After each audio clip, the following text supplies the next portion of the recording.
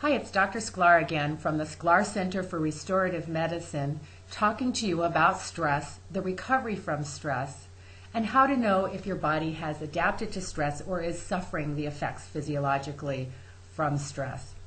I'm going to read a list of questions, and I want you to listen to them and see if you find yourself in this list of questions. Are you more easily overwhelmed by everyday tasks than you previously were?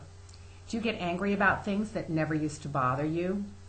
Are you having weight gain around the middle? Is your sleep less regular or restful than it once was? Is it difficult for you to concentrate on important tasks? Do you crave foods that you know are unhealthy for you?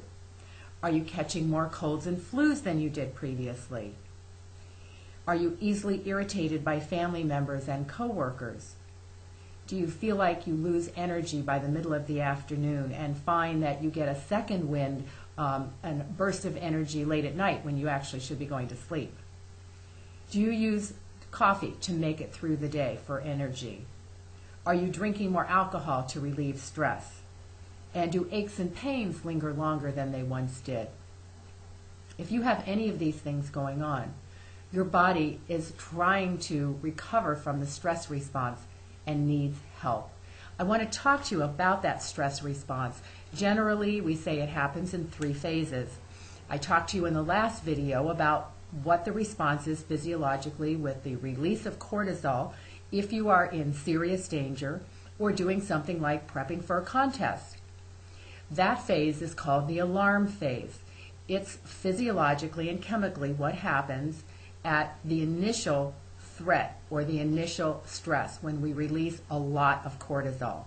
A number of changes go on in our body when we release all of that cortisol. I told you before, cortisol is a breaking down hormone. It will break down muscle, it will break down bone, it will break down skin. You need to get cortisol back in control in order to begin the building process in your body and keep the breakdown from continuing. The next phase is called the adaptation phase. After the alarm phase, if stress continues, your body will learn some ways to adapt.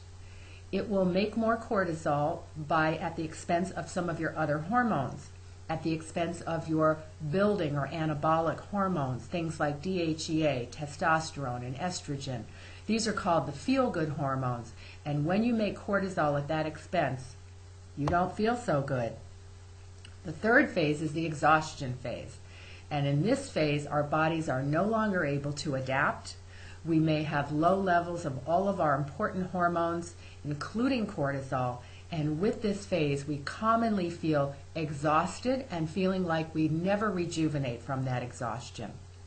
So, if any of this sounds familiar to you, if you identify with what I'm saying, you want to listen carefully about how you can recover from this situation, because recovery is completely possible. It takes time, it takes self-nurturing, and it takes some help from a professional so that you know what products to use to aid your body in recovery. We will be talking about recovery in the very next video.